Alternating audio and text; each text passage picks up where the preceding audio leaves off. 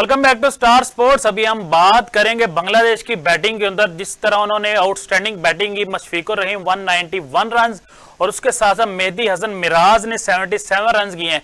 इमरान भाई, किस तरह देखते हैं? हम इस चीज की तवक्को नहीं कर रहे थे कि इतनी बड़ी इनिंग हमें देखनी पड़ेगी बांग्लादेश की बैट्समैन की तरफ से। जिस तरह मुशफिकुर रहीम ने 191 रन और उसके साथ मेहदी हसन मिराज ने 77 रन की इनिंग के लिए है। आउटस्टैंडिंग इनिंग, क्या कहना चाहेंगे आप?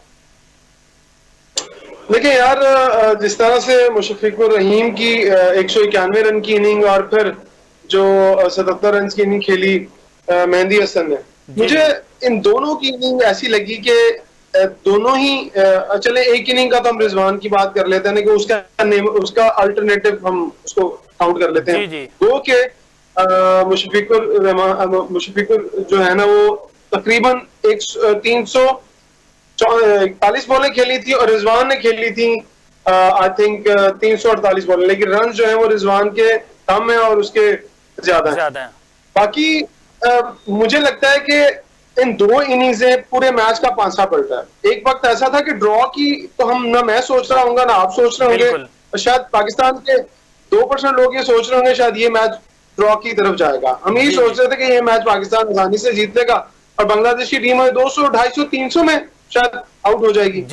लेकिन जो ये आउटस्टैंडिंग इनिंग्स थी, ये दो आउटस्टैंडिंग इनिंग्स कमाल की थी। और आपको याद होगा इसी इनिंग के दौरान नसीम शाह को लिटन दास ने एक छक्का भी मारा था। बिल्कुल ऐसे ही है। और उस छक्के के बाद नसीम शाह के जो तोते थे ना, वो उड़ गए थे। और फिर लिटन दास को आउट करने के बाद खुशी जो आप कह रहे हैं ना, खुशी आउट करने के बाद शायद वो कोहली, वो खुशी इसी बात की थी जनाब मुझे छिक्का मारने से था।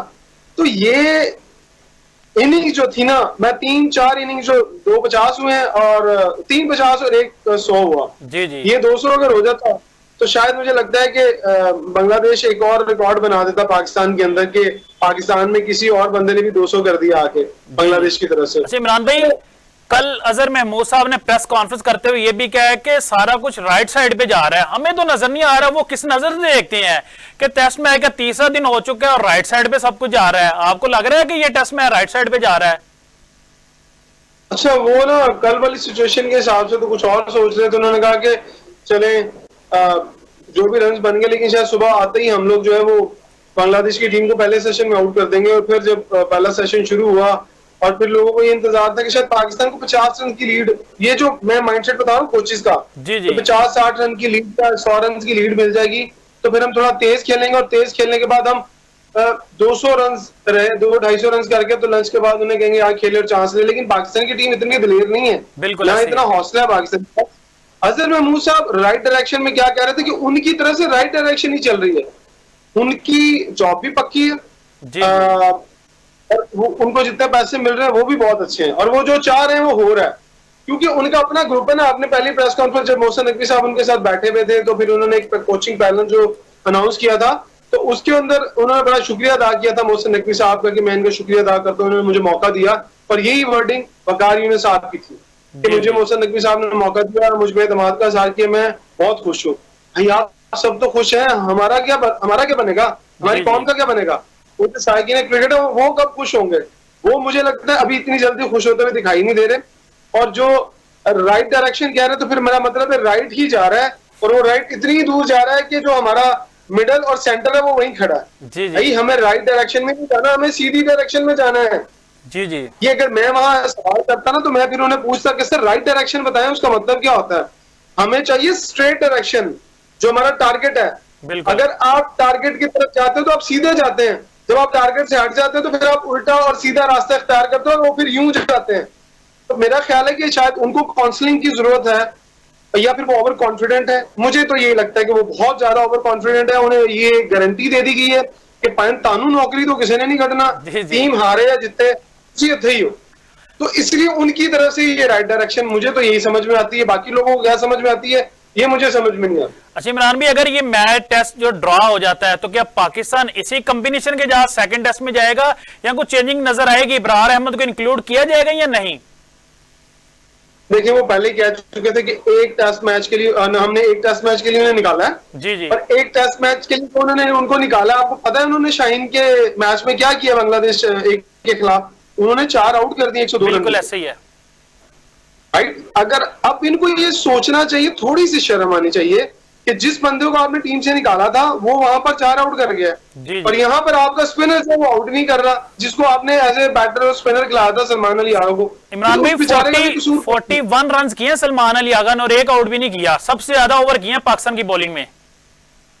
मैंने आपको क्या कहा था कि जिस बॉलर को रेस्ट देना होगा ना उसकी जगह पर सलमान अली यादव को लगा देंगे, वही हुआ ना जी कि जी। उसको बेचारे को जहां रेस्ट देना होता था फास्ट बॉलर आजा सलमान, गेंद पकड़ और आजा शुरू हो जाओ, तो वो क्या अच्छा उसको भी बॉलिंग करते अगर आपने देखा हो तो मैंने उसको 2-3 ओवर देखे, वो बड़े आराम से आता था और गेंद फेंक देता था, छोड़ देता था। नो वेरिएशन, नो कोई जरा सा भी वो रिदम नहीं नजर आया, ना नजर आया कि यार ये बॉल को खींच रहा है, कोई एफर्ट उसने नहीं की। एक कैच अगर वो गया था तो उसकी बॉलिंग की एफर्ट की वजह से लेग स्लिप पे नहीं गया था, जी जी। वो शायद बैट्समैन की गलती थी और कि उसने वहां पर खेल दिया और वो कैच भी ड्रॉप हो गया माशाल्लाह आपके सुपर किंग से। जी तो जी। सुपर किंग ने कैच भी छोड़ा और फिर उसके बाद सलमान अली आगा ने भी ये कैच छोड़ा, वो एफर्ट करता था वो कैच हो सकता, जब आपको पता है कि बॉल थोड़ा लो रह रहा है और ऊपर भी आ रहा है, थोड़ा सा आगे खड़े हो जाओ, क्योंकि आप सेकंड स्लिप पे खड़े हैं ना, फर्स्ट स्लिप पे तो खड़े नहीं। अच्छा इमरान तो आप भाई, थोड़े से आगे ये फील्डिंग का मसला हमारा जब से क्रिकेट स्टार्ट हुई है ये आज तक कभी हल नहीं हुआ। अगर लास्ट पीएसएल भी देखें तो उसके अंदर भी 30+ कैचेस ड्रॉप किए पाकिस्तानी खिलाड़ियों ने, और डोमेस्टिक हमारा प्लेयर क्यों ना हो या इंटरनेशनल प्लेयर क्यों ना हो, ये मसला क्यों नहीं फील्डिंग का हल होता? क्या जिस तरह हम बैटिंग पे तवज्जो देते हैं, बॉलिंग पे तवज्जो देते हैं, फिटनेस पे तवज्जो देते हैं, तो ये क्राइटेरिया नहीं बनाना चाहिए कि अच्छा फील्डर भी होना चाहिए एक प्लेयर? अच्छा मैं भूल जाऊंगा वो बात फिर टेस्ट मैच वाली, आपको 9 टेस्ट मैच खेलने हैं वर्ल्ड टेस्ट चैंपियनशिप जी के लिए, बिल्कुल राइट? बिल्कुल। आपको 7 मैचेस जीतने हैं। जी जी, और तो सात एक मैच तो पाकिस्तान में आपका है। निकल गया, एक मैच आपका निकल गया ना, बिल्कुल, 6 9 रह गए। मैचों में से जी जी। ड्रॉ हो गया, आपके पास बचा एक और मैच हारने के लिए, ड्रॉ करने के लिए, जी जी। फिर आपको मुसलसल 7 मैचेस जीतने हैं। तो आपको क्या लगता है कि वो जो वेस्ट इंडीज की टीम आएगी, इंग्लैंड की टीम आएगी, वो चूड़ियां पहन कर आएगी? नहीं बिल्कुल नहीं। चले वेस्ट इंडीज टीम को तो मैं कहीं रेट कर ही लेता हूँ, अब इंग्लैंड की टीम का क्या करेंगे? जी उनके जी पास आपको पता है तगड़े स्पिनर हैं, अच्छे स्पिनर के साथ वो खेलते हैं, हल्के स्पिनर के साथ नहीं वो खेलते। बिल्कुल। उनको आपको हराना और फिर उन्हें वन साइडेड हराना, ये बहुत मुश्किल हो जाएगा आपके लिए वर्ल्ड टेस्ट चैंपियनशिप में। फिर साउथ अफ्रीका में आपने 2 टेस्ट मैचेस खेलने जी हैं, जी। उसका क्या करेंगे? वो कैसे खेलेंगे आप? वो बहुत बड़ी आपके पास एक मिसाइल खड़े होने वाले हैं, इन मिसाइल से आप आखिर में फिर आपको ये भी बता दूं जो आपने सवाल किया फील्डिंग का, माजरत के साथ बहुत सीनियर और हमने भी उनसे कुछ सीखा है, जी जी। लेकिन जब आपसे काम नहीं हो रहा हो ना, जब आपकी जॉब नहीं हो, तो फिर आप माजरत कर लेनी चाहिए आपको, बजाय कि आपके नाम पे बदनामी आ रही हो। अजीत साहब जी, जब मेरी जी। बात सुन लें, किसी बसों से क्लिप चला जाए तो सर, जब आप से कोई काम नहीं हो रहा तो आप पाकिस्तान क्रिकेट टीम की fielding as a fielding coach या नेशनल क्रिकेट अकेडमी में एज ए फील्डर आपको हाथ हौला कर लेना चाहिए और नीचे आ जाना चाहिए। बहुत टूर कर लिया आपने, किसी और को मौका दें। पाकिस्तान में और भी बड़े फील्डिंग कोच, आपने भी बहुत अच्छी फील्डिंग सिखाई है और वो नजर आ रही है हमें। या तो फिर आप नौकरी कर रहे थे बकार यूनुस अजहर महमूद की तरह, या फिर आपके अंदर जितनी स्किल्स थी आपने उतनी ही शो की।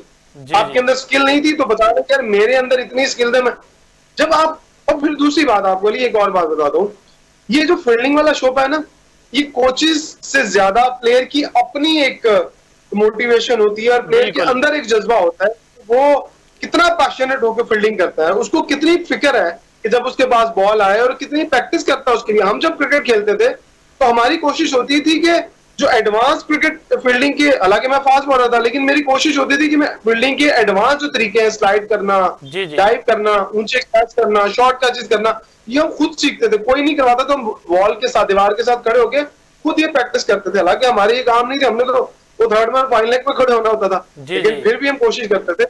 मुझे लगता है कि शायद हमारे जो प्लेयर्स हैं ये मस्तियां ज्यादा करते हैं और फील्डिंग कम करते हैं। अगर बिल्कुल। ये खुद से रोज, मैं एज ए साबिक जूनियर कोच एडवाइस करता हूँ तो भाईजान आप भी को 500-500 600 कैच जो है ना वो शॉट खुद कर लिया करें, जी ये आपस में आगे को फील्डिंग थोड़ी सी स्किल्स कर लिया करें ताकि आपकी फील्डिंग बेहतर हो। कैचेस विन द मैचेस, ये मुझे नहीं, एक छोटे से बच्चे को भी पता होगा जी, कैचेस विन द मैचेस होता है। जब आप कैचेस छोड़ते हैं तो फिर आप हारते हैं, तो फिर आप जब हारते हैं ना तो फिर मुल्क की भी बदनामी होती है और फिर कोचेस की भी बदनामी होती है, तो फिर आपकी भी बदनामी होती है। और आपके सबसे बड़ी बात, आपके जो क्रिकेट शायकीन है जो आपको बैठ कर सारा दिन, हालांकि टेस्ट मैच देखने को दिल किसी का नहीं करता, बिल्कुल। ना इतना टाइम है, लेकिन मैं आपको शर्त से कहता हूँ फिर भी बहुत सारे लोग, क्योंकि पाकिस्तान में कारोबार काम तो है नहीं, ऐसे तो ही लोग है। कहते चल यार टेस्ट मैच लगा लो, कुछ एंटरटेनमेंट मिलेगी, और उस एंटरटेनमेंट को भी आप खट्टा और फीका कर देंगे तो बिल्कुल। फिर आपको बद्दुआएं मिलेंगी, दुआएं मिलेंगी। अच्छा इमरान भाई, बहुत शुक्रिया, आपने हमें अपना कीमती टाइम दिया। माजरत के साथ, अगर यही परफॉर्मेंस पाकिस्तान क्रिकेट टीम की रही कि अपने मुल्क के अंदर एक ऐसी टीम जो आईसीसी रैंकिंग के अंदर 9वें नंबर पे है और हमारी टीम 6ठे नंबर पे है, उसके खिलाफ हमारी थर्ड क्लास परफॉर्मेंस रहेगी, तो माजरत साहब मेरे ख्याल से पाकिस्तान का वो पीक टाइम खत्म हो गया जो हमारा 90 के दौर में था। और अपने हमारे जो पीसीबी हैं, चेयरमैन पीसीबी मोहसिन नकवी साहब को सोचना चाहिए, हमारे जो कोचेज हैं उनको सोचना चाहिए हम किस तरफ जा रहे हैं। और हम 2-3 साल से बड़ी बुरी क्रिकेट खेल रहे हैं, हमें अपनी बेस्ट क्रिकेट खेलनी चाहिए, हमें अच्छी क्रिकेट खेलनी चाहिए, ये देखना चाहिए हमारे चेयरमैन और हमारे कोचेज को। इसी के साथ अपने मेजबान अली अहमद को दीजिएगा इजाजत, मिलते हैं इंशाल्लाह अगले प्रोग्राम में।